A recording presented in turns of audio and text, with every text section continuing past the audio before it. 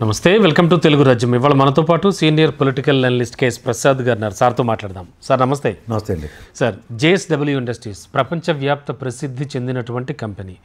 మరి వాళ్ళు పెట్టుబడులు పెడదామని వచ్చినప్పుడు వాటికి సంబంధించి కూడా కొన్ని డీటెయిల్స్, అంటే కడపలో స్టీల్ ఫ్యాక్టరీ కావచ్చు, అంటే స్టీల్ యూనిట్ కావచ్చు, అండ్ మోరోవర్ విజయనగరంలో కూడా. సో వీటన్నిటికీ సంబంధించి వీళ్ళు అక్కడ అవన్నీ వదిలేసి మహారాష్ట్రకు వెళ్ళిపోయినటువంటి సందర్భం. దాదాపు 3 లక్షల కోట్ల రూపాయలు విలువ చేసేటువంటి సంస్థలు. ఇది ఫస్ట్ ఆఫ్ ఆల్ నేను ఒక విషయం చెప్పదలుచుకోనండి. వైజాగ్ స్టీల్ ప్లాంట్కి జరుగుతున్న అన్యాయం ఓ పక్కమ్మ అనుకుంటుంటే లేని కథలు. మిట్టల్ గారు వచ్చి అనకాపల్లిలో స్టీల్ ప్లాంట్ పెడతారు. మీరు వైజాగ్ తెలుసు కదా, వైజాగ్ స్టీల్ ప్లాంట్కి మిట్టల్ గారు అనకాపల్లికి మధ్యలో వెనక గేట్ తీస్తే వెళ్ళిపోతారు అనకాపల్లి. దగ్గరే కదా. వాస్తవానికి దగ్గరగా ఉండంటారా బాబు అంటే జమ్మలమడుగు ప్లాంట్ అండి. నేను చూసి వచ్చా, దానికి వాటర్ పైప్ లైన్ ఎలా ఇచ్చారో, నెక్స్ట్ ఆ కాంపౌండ్ వాళ్ళ వర్క్ ఎట్లా అయిపోయిందో, నెక్స్ట్ మొత్తం మార్కింగ్లు అయిపోతాయి ఒక టెంపరీ స్ట్రక్చర్తో. దే ఆర్ అబౌట్ టు ఈ ఇయర్ ఖచ్చితంగా అది ప్రొడక్షన్కి వచ్చింది. ఆ లెవెల్లో పనిచేస్తుంటారు. మరి ఆ స్థాయిలో వచ్చిన కంపెనీలకు కూడా ఎందుకని అలక్ష్యపరచడం? పోనీ వీళ్ళ పేరు వేసుకోమనండి, నేను కాదంటలేదు, బట్ ప్రజలకు ఉపయోగపడాలి కదా సార్. ఫైనల్ ఇక్కడికి ప్రాబ్లం ఏంటంటే సార్, మీరు ఈ తపేలా ఛానళ్ళకి తెలుగుదేశానికి నేను గమనిస్తుంటే ఏదైనా వాళ్ళే చేశారని ప్రపంచవ్యాప్తంగా చెప్పుకోవాలి తప్ప ఇంకెవరు చేసినా వాళ్ళు ఒప్పుకోవట్లేదు. ఇప్పుడు మీరు చూడండి, గత 5 ఏళ్ళు రాష్ట్రాన్ని భ్రష్టు పట్టించాడు జగన్మోహన్ రెడ్డి అనే నినాదం తప్ప అసలు నేను చేసాడు మాత్రం వాడికి చెప్పరు. ఇప్పుడు జిందాల్ స్టీల్ ప్లాంట్ విషయంలో ఏం జరిగింది అన్నది వాళ్ళ నిర్ణయానికి వదిలేయాలి. అసలు ఒక కంపెనీకి జమలమడుగులో ఆ స్థాయిలో తీసుకొచ్చిన తర్వాత దాన్ని అక్కడి నుంచి ఇంక మరి కంటిన్యూషన్ అవ్వట్లేదు. ల్యాండ్ ఎలికేషన్ అయిపోయింది, భూమి పూజ అయిపోయింది, నెక్స్ట్ దాని తర్వాత పనులు స్టార్ట్ అయ్యాయి. అక్కడ ఒక టీం అక్కడ 24/7 పనిచేశారు సార్ ఆ ప్రాజెక్ట్ ఎగ్జిక్యూషన్స్కి. ఇది ప్రపంచానికి తెలియదు. ఆ సాక్షి కూడా అంతకనండి. అలాంటివి ఇప్పుడు ఆయన కట్టిన ఫిషింగ్ హార్బర్లు కానీ, లేకపోతే పోర్ట్లు కానీ, లేకపోతే ఫిష్ ల్యాండింగ్ సెంటర్లు కానీ, 17 మెడికల్ కాలేజీలు కానీ ఏ రోజైనా కెమెరాలు ఇటు చూపించారా?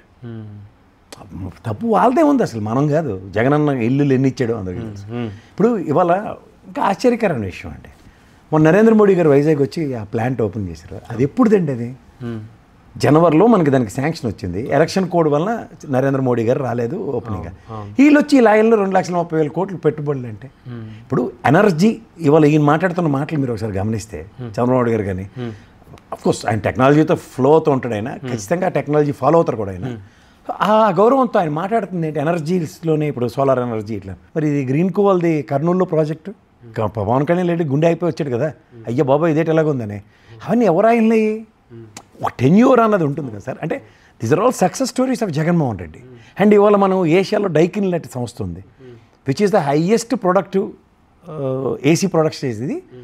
జగన్మోహన్ రెడ్డి ఆయిల్లోనే దాని పెట్టుబడి ఎంతో, దాని ఎక్స్పాన్షన్కి అవుతుంది. ఇవాళ యూనిట్ 2 అనుకోండి, అది ఎక్స్పాన్షన్ కూడా ఆ మాట అక్కడే రాయరు కదా. ఉండండి, మీకు ఇంకా అసలు విషయం చెప్తాను. ఇది నేను అన్నీ ఎందుకు చెప్తున్నానంటే, ఈ ఎకోమా టైర్స్, ఏసీసీ టైర్స్, ఆ ప్లాంట్ ఆల్రెడీ 1,700 కోట్లతో ఎగ్జిక్యూషన్లో ఉంది.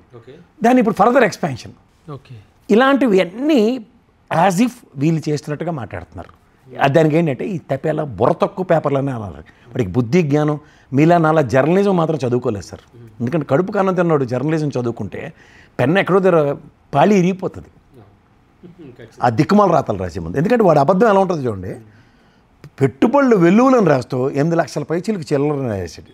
లటక్కని నేను 4 లక్షలు సగానికి సగం కోసేసాడు. అంటే మనం ఏం చెప్పినా సరే, ఇప్పుడు క్యాబినెట్లో 36,000 కోట్ల పెట్టుబడులకి ఇది ఇచ్చారు. అందులో నేను ఇందాక చెప్పిన డైకర్ని ఆశాస్పదంగా లేదు sir. The policy which was design derived only thing government పరంగా ఓకే ఎంప్లాయ్మెంట్ ఎంత వస్తుంది రాష్ట్రానికి, ఇంకొంచెం పెరుగుతాయి. ఈ స్టాటిస్టిక్ చెప్తే గుండె అయిపోతుంది ఎవరికైనా. ఇవి వాళ్ళు రాసేస్తుంది దానికి యాజ్ ఇఫ్ ఇంకా పెట్టుబడులు వెల్లువ. కోస్టల్ ఏరియా అంతా పెట్టుబడులు వెళ్ళు అంటే వచ్చి చూసి వెళ్తుండ్రు. 33,50,000 కోట్ల అగ్రిమెంట్లు ఉన్నాయి సార్ మన ఆంధ్రప్రదేశ్ రాష్ట్రంతో 2 గవర్నమెంట్లలో.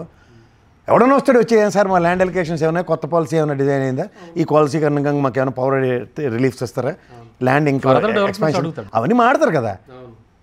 అవన్నీ మర్చిపోవడం. ఈ ప్రభుత్వం రాగానే పెట్టుబడులు జగన్మోహన్ ఉన్నప్పుడు భయం పడిపోయి వచ్చారట, ఇప్పుడు వచ్చారు. అవి మాట్లాడితే డేటాతో సార్ సిగ్గుపడి సావాలి వాళ్ళకి. ఇప్పుడు మినిస్ట్రీ ఆఫ్ ఫ్యాక్టరీ అఫైర్స్ ఉంటుంది. ఇప్పుడు మీరన్న జమ్మలమడుగు కానీ, అలాగే ఇప్పుడు ఇది కానీ విజయనగరం కానీ, ఈ వీటికి సంబంధించి అసలు ఈ అంటే ఇలా జరుగుతుంటే కొత్తగా వచ్చి పెట్టుబడిదారులు ఎవరైనా వస్తారా అసలు? ఏమొస్తారు సార్? అసలు ఎవరైనా చూస్తాడా? ఇప్పుడు జిందాల్లాడదని మనం అది వీళ్ళకి తెలియదా? జేఎస్డబ్ల్యూని కోల్పోయామంటే ఏం చెప్పాలి? అదేంటున్నాను. ఇప్పుడు ఒక ప్రొడక్షన్లో ఉంది విజయనగరం అయితే. ఇప్పుడు ఇన్ఫోసిస్ ఉంది సార్, లాస్ట్ టైం ఆయన పెట్టిన దాంట్లో 750 రిక్రూట్మెంట్ అండర్ ప్రాసెస్లో ఉంది. విప్రో ఉంది 1000 మందితో రిక్రూట్మెంట్ అండర్ ప్రాసెస్. ఇప్పుడు ఇలాగా మీరు ఎలక్ట్రానిక్స్ చెప్పుకుంటే United Newlinks private limited UTNPL 50 crores investment, employment 1800 మంది, అది ఆపరేషన్లో ఉంది. Neolink technologies private limited NTPCPL 30 కోట్ల పెట్టుబడి, 700 మంది ఎంప్లాయ్మెంట్ ఆపరేషన్లో. ఇవన్నీ జగన్ గారి హయాంలో స్టార్ట్ అయిన చెప్తున్నారు మీరు. అవును, అన్నీ కూడా సగం సగం పూర్తయి ఉన్నాయి. ఏంటి సగం సగం? ఫంక్షనింగ్ ఆల్సో ఏమీ డెవలప్మెంట్ లేదంటే మండిపోతారు ఎవరికైనా. ఇవి చదవాలంటే చూడండి, 4 Links India electronics limited, Sunny Optech India private limited, Montech industries limited, Dixon technologies India private limited, washing machines manufacturing, ఇవన్నీ ఆపరేషన్లో ఉన్నాయి. దగ్గర 1800, 700, 4290 మంది ఎంప్లాయ్మెంట్లు ఎక్కడ? ఫాక్స్ లింక్ ఇండియా ప్రైవేట్ లిమిటెడ్లో. అలాగే 1200 మంది సన్నీలో, మోంటెక్లో 200 మంది. ఇలాగే ఇందాక చెప్పిన డిక్సన్ టెక్నాలజీస్ వాషింగ్ మిషన్ల దాంట్లో ఆపరేషన్లో ఉంది 500 మంది ఎంప్లాయ్మెంట్. ఇవి నేను చదువుతున్నాను కాదు సార్, మీకు మళ్ళీ లాస్ట్ డేటా చెప్తాను. నెక్స్ట్ మీరు తిరుపతిలో green lamp south limited 800 crores, 800 employments, 1050. అది పాపులర్ కంపెనీ అండి గ్రీన్ ల్యాంప్. అనకాపల్లిలో లారస్ ల్యాబ్స్ లిమిటెడ్ 750 కోట్లు, 500 మంది ఎంప్లాయ్మెంట్. అనకాపల్లిలోనే యుగియా సిర్లీస్ ప్రైవేట్ లిమిటెడ్ 450, 250. 69,196.53 కోట్ల ఏంటి సార్ ఇవి ఇన్వెస్ట్మెంట్ ఎలక్ట్రానిక్స్లో రంగంలో స్టార్ట్ అయ్యి రన్ అవుతున్నవి. ఎంప్లాయ్మెంట్ ఎంతమంది తెలుసా? 86,407 మంది. ఏది in the tenure of 19 to 24. అలాగే మీరు 19 to 23 దాకా 2,98,373 యూనిట్లు, ఇది ఎంఎస్ఎంఈలు. నేను డేటా చదువుతా చూడండి. 19 నుంచి 20, 23,036. ఇన్వెస్ట్మెంట్ ఏమో 4,200.99 కోట్లు. ఎంప్లాయ్మెంట్లు 151,245. అలాగే 2021 38,200 మంది ఎంఎస్ఎంఈలు ఇది ఉంటే 4,985 కోట్ల పెట్టుబడి, 2,81,199 మందికి ఎంప్లాయ్మెంట్. 21-22 తీసుకుంటే 47,052, అందులో 5,196.23 కోట్ల పెట్టుబడి వస్తే 4,67,326 సంవత్సరాల ప్రకారం. 22-23 మళ్ళీ చూసుకుంటే 92,707, 9,677 కోట్ల ఇన్వెస్ట్మెంటు, 3,61,742 మంది ఎంప్లాయ్మెంటు. అలాగే 23-24 చూసుకుంటే 97,378 నెంబర్స్ యూనిట్లు, అవి 3,174 కోట్ల పెట్టుబడులు వస్తే 7,01,975 మంది ఎంప్లాయ్మెంట్. ఇది మీరు టోటల్ కూడితేనండి 298 అంటే 2,98,373 యూనిట్లు వస్తే 27,233.27 లక్షల కోట్ల పెట్టుబడులు వస్తే 19,63,487 మందికి ఎంప్లాయ్మెంట్ క్రియేట్ అయింది. ఎలక్ట్రానిక్స్లో ఎంతండి? 86,407. దీంట్లో 19,63,487 ఎంఎస్ఎంఈ యూనిట్లు. ఇంకా నెక్స్ట్ మీకు ఐటీ కంపెనీస్ కనుక చదువుకుంటూ పోతే సార్, ఇవన్నీ ఆపరేషన్లోనే ఉన్నాయి. WNS global employment generated 1,600, Pulsus 1,700, Invensis 1,200, Cerium 300, Asian health care 360, IDA analysis 200, iMerit 400, అవనీటెక్ 250 మంది, మూరిటెక్ 2,000, కన్సెంట్రిక్స్ 1000 మంది, ఫినోపీపుల్ 160, fit survey, AGS health care, సైకేర్ solutions, tech trains, corporate business services limited, ఇలా అన్నీ కలిపండి దగ్గర 6,638 కోట్ల పెట్టుబడులు వస్తే ఓకే 11,900 మంది ఐటీ కంపెనీ సెక్టర్గా రిక్రూట్మెంట్ జరిగింది. ఐటీ రంగంలో. అంటే ఇవన్నీ వీళ్ళు ఫోకస్ చేసుకోకపోవడమే పెద్ద మైనస్. పోర్ట్స్ ఇన్వెస్ట్మెంట్స్ చెప్తే మరి ఇంకా కళ్ళు తిరిపడి సచ్చిపోతారు వీళ్ళు. ఆల్రెడీ చెప్పి ఇసుకెచ్చి వచ్చింది. ఓకే సార్, నాకు అర్థమైంది మీరు అంటుంది. సో ఈ విధంగా మీరు పెట్టుబడులు ఇంత గణనీయంగా వచ్చి ఒక ఎంప్లాయ్మెంట్ క్రియేషన్ ఒక టెన్యూర్లో జరిగిన తర్వాత ఎన్నాళ్ళు అబద్ధాలు చెప్పి కాలక్షేపాలు చేస్తారు. Definitely this is quiet ridiculous. ఇప్పుడు నేను కాదు కదా ఈ డేటాలు ఎక్కడి నుంచి నీకు నాకు మనం ఏమి సైంటిస్టులు కదా, పురావస్తు తవ్వకాలు కాదు కదా. Ministry of factory affairs, industrial sector వీటి డేటాలు తీసుకుంటే ఎవరికైనా అర్థం అవుతుంది. అది ఒక టెన్యూర్లో ఎంప్లాయ్మెంట్ క్రియేట్ ఎంత అయింది. డెఫినెట్లీ నేను అంటుంది ఏంటంటే ఇప్పుడు ఒక టెన్యూర్లో ద సక్సెస్ స్టోరీ.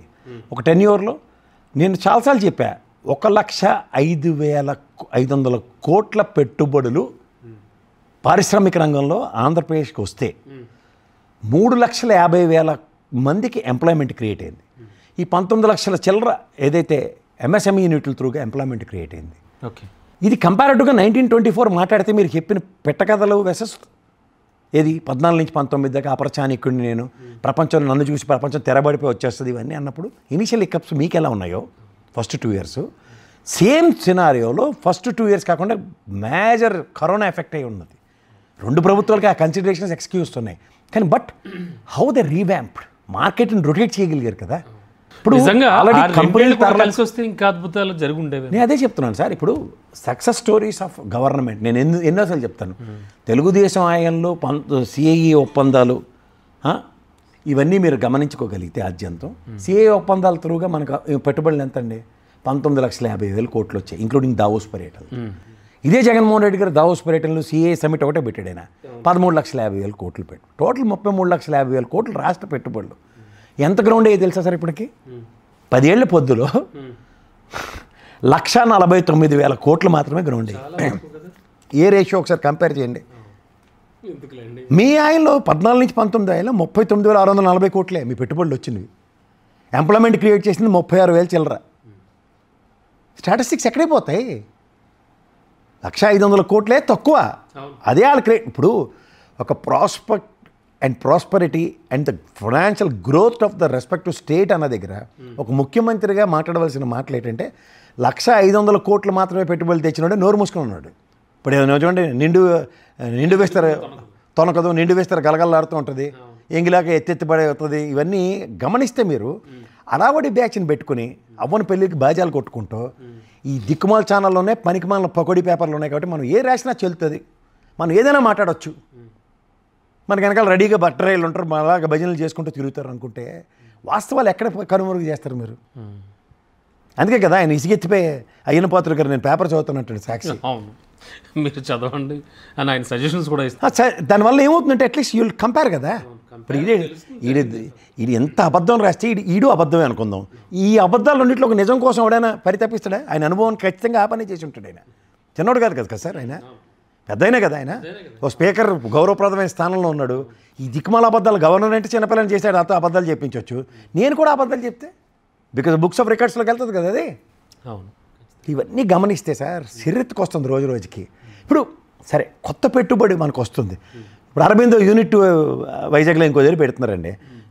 అరబిందోని మేము కన్విన్స్ చేసి తెచ్చామంటే అర్థం ఉందా? వాడికి లాజిస్టిక్స్కి అర్థం దగ్గర ఎక్స్పాన్షన్ అంతే.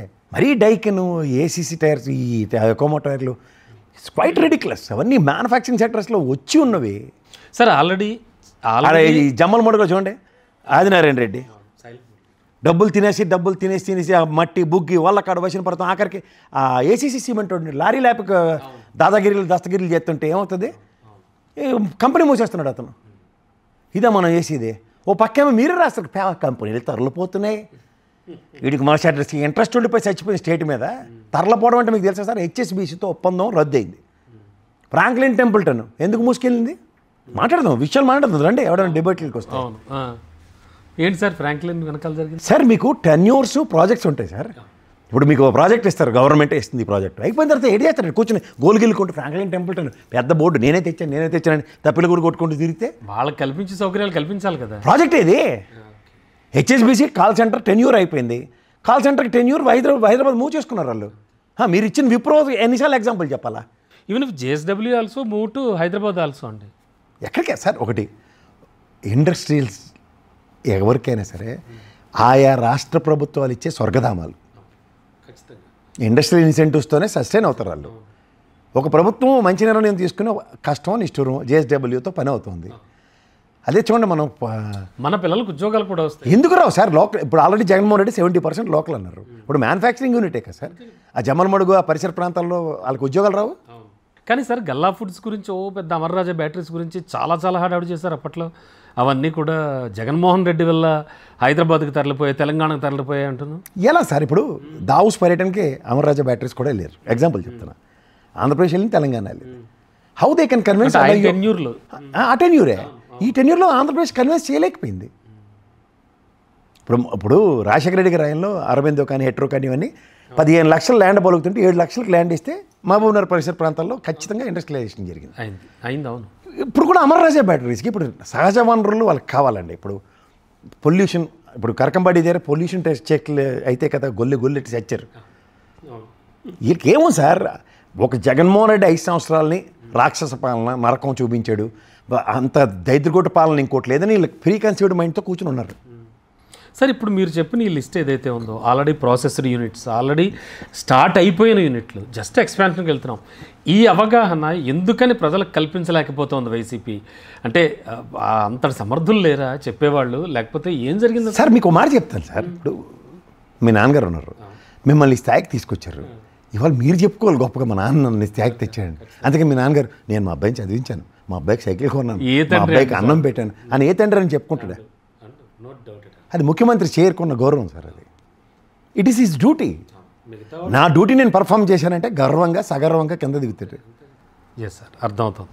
ఇప్పుడు మీరు అందుకే చూడండి, వాళ్ళు ఆడిన అబద్ధాలని, ఇప్పుడు ఒక అబద్ధం ఆడారనుకోండి జీవితాంతం 100 అబద్ధాలు ఆడుకుంటూ ఉండాలి. ఒక్కసారి ఆ దైద్యం వదిలించండి, ఆ జింక్ని, మీకు తెలియకుండానే ఒక మానసిక ప్రశాంతత వస్తుంది. And more henceforth you'll not. అది చూడండి, అన్ని cooked up figures, cock and bull stories రాసేస్తారు. నెక్స్ట్ డేకి వచ్చి ఆ ఫిగర్ క్యారీ చేయడం కూడా రాదు వాళ్ళకి, మర్చిపోతారు. ఇప్పుడు 14 లక్షల కోట్ల అప్పులు శ్రీలంక అయిపోయింది. దుమ్మెత్తి పోసి పోసి పోసి పోసి చంపి వచ్చి ఆ ఫిగర్ మీద రకరకాల ఫిగర్లు బయటకు వచ్చాయి. ఎన్ని ఫిగర్లు వచ్చాయి? 3, 4. ఆఖరికి పయ్యాల కేశవ్ గారు ఎక్కడి నుంచి ఆయన మాత్రం ఏం చేస్తాడు? ఖచ్చితంగా యాక్యురేట్ ఫిగర్ తీయాలి. లాస్ట్ బడ్జెట్, ఈ బడ్జెట్ ఎక్స్చెక్కర్కి మనకి ఇలా రూపాయి వచ్చింది, రూపాయి పోయింది. అది చూడండి ఎంత ఘోరంగా. మొన్న కాగ్ రిపోర్ట్ ఇచ్చింది, అది రాసి దమ్ము లేదు. 1,60,40 కోట్లు రాబడి వచ్చింది రాసేసారు.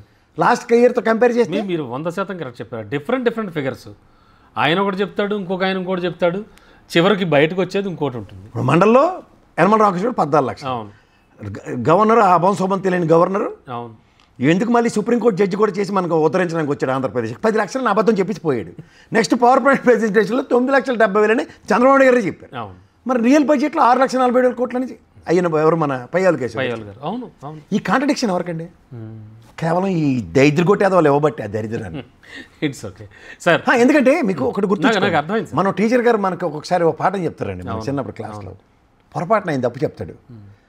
చెప్పినప్పుడు నెక్స్ట్ డే మీలటోడో నాలటోడో నిలబడి క్లాస్లో చెప్పినప్పుడు either he has to rectify it or he has to correct himself. And next day ఆయన ఆన్సర్ 99% ఆయనే వచ్చి చెప్తాడు మనకి, అరే నేను లెక్క తప్పు చెప్పాను రా, ఇలా చేయండి అని, ఇలా చేయాలి, అది ఫస్ట్ ఆ పేజీ చింపేయండి, ఆ పేజీలో తప్పు కొట్టండి దాన్ని.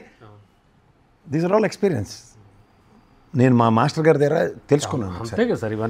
సో నేను ఇప్పుడు పేపర్లో కూడా కొన్ని అచ్చు తప్పులు ఉంటాయి, కొన్ని పొరపాట్లు రాస్తారు ఫిగర్లు, నెక్స్ట్ డే సవరణలు ఉంటాయి. ఈ జీవితంలో సవరించారా చూడండి.